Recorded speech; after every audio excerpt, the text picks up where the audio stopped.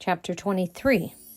From there I went to another place, towards the west, to the extremities of the earth, where I beheld a fire blazing and running along without cessation, which intermitted its course neither by day nor by night, but continued always the same.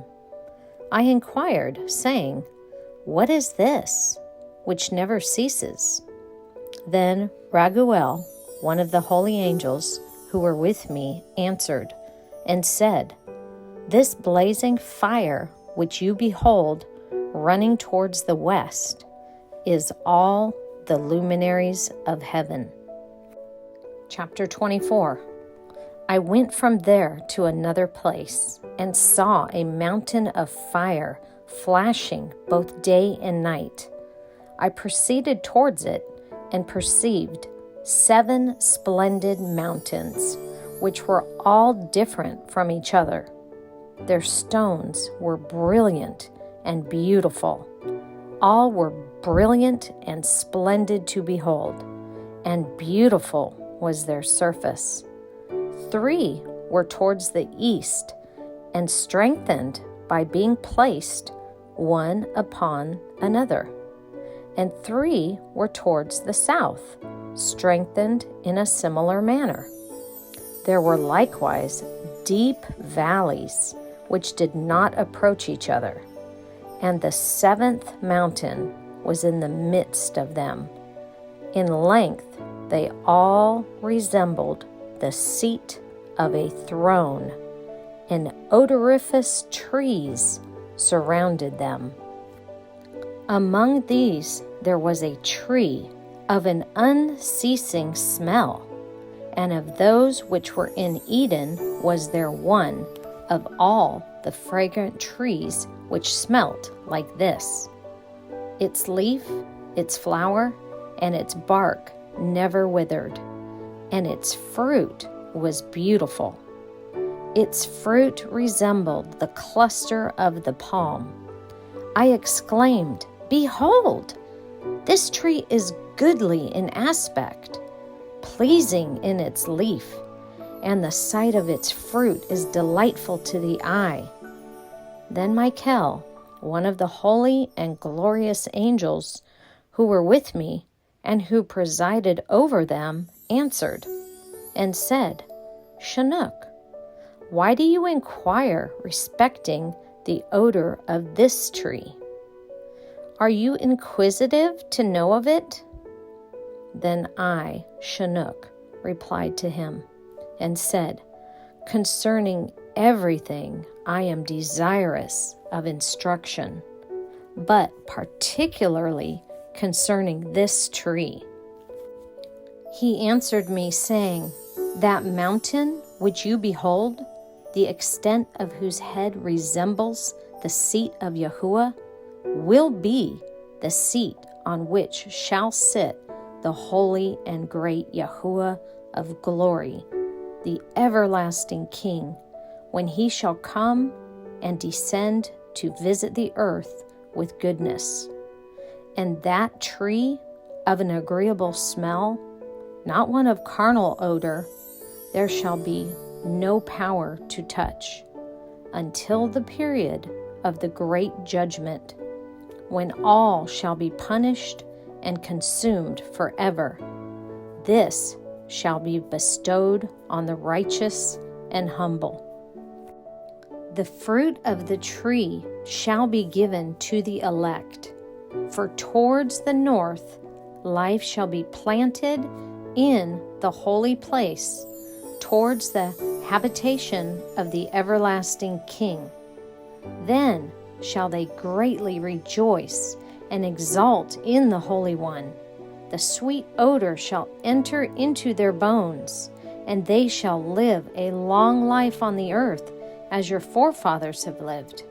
Neither in their days shall sorrow, distress, trouble, and punishment afflict them. And I blessed Yahuah of glory, the everlasting King, because he has prepared this tree for the Kodashim, formed it, and declared that he would give it to them. Chapter 25. From there I proceeded to the middle of the earth, and beheld a happy and fertile spot, which contained branches continually sprouting from the trees which were planted in it. There I saw a holy mountain, and underneath it water, on the eastern side, which flowed towards the south. I saw also on the east another mountain as high as that, and between them there were deep but not wide valleys. Water ran towards the mountain to the west of this, and underneath there was likewise another mountain. There was a valley, but not a wide one, below it, and in the midst of them were other deep and dry valleys towards the extremities of the three. All these valleys, which were deep but not wide, consisted of a strong rock, with a tree which was planted in them. And I wondered at the rock and the valleys, being extremely surprised. Chapter 26. Then I said, what does this blessed land mean, with all these lofty trees and the accursed valleys between them?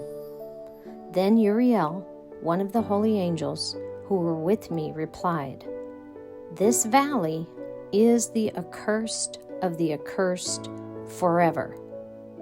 Here shall be collected all who utter with their mouths unbecoming language against Elohiym, and speak harsh things of his glory.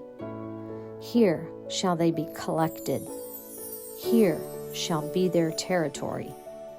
In the latter days, an example of judgment shall be made of them in righteousness before the Quodoshim, while those who have received mercy shall forever, all their days, bless Elohiym, the everlasting King. And at that period of judgment shall they bless him for his mercy, and as he has distributed it to them. Then I blessed Elohiym, addressing myself to him, and making mention, as was proper, of his greatness. Chapter 27. From there I proceeded towards the east, to the middle of the mountain in the desert, the level surface only of which I perceived. It was full of trees of the seed alluded to, and water leaped down upon it. There appeared a cataract composed of many cataracts, both towards the west and towards the east. Upon one side were trees, upon the other water and dew. Chapter 28. Then I went to another place from the desert, towards the east of that mountain which I had approached. There I beheld trees of judgment, particularly the sweet-smelling opiate, frankincense, and myrrh, and trees unlike each other. And over it, above them, was the elevation of the eastern mountain at no great distance. Chapter 29. I likewise saw another place with valleys of water which never wasted, where I perceived a goodly tree, which in smell resembled the mastic tree.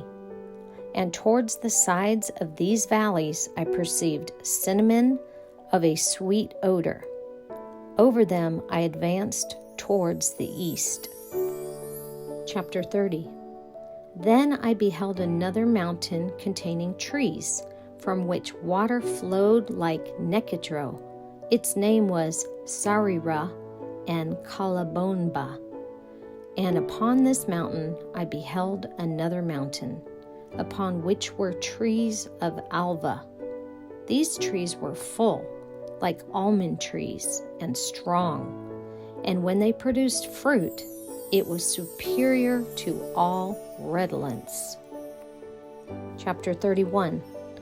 After these things, surveying the entrances of the north, above the mountains, I perceived 7 mountains, replete with pure nard, odoriferous trees, cinnamon, and papyrus. From there I passed on above summits of those mountains to some distance eastwards, and went over the Erythraean Sea. And when I was advanced far beyond it, I passed along above the angel Zate'el, and arrived at the garden of righteousness. In this garden I beheld, among other trees, some which were numerous and large, and which flourished there. Their fragrance was agreeable and powerful, and their appearance both varied and elegant. The tree of knowledge also was there, of which if anyone eats, he becomes endowed with great wisdom. It was like a species of the tamarind tree, bearing fruit which resembled grapes, extremely fine. Its fragrance extended to a considerable distance. I exclaimed, "How beautiful is this tree, and how delightful is its appearance!"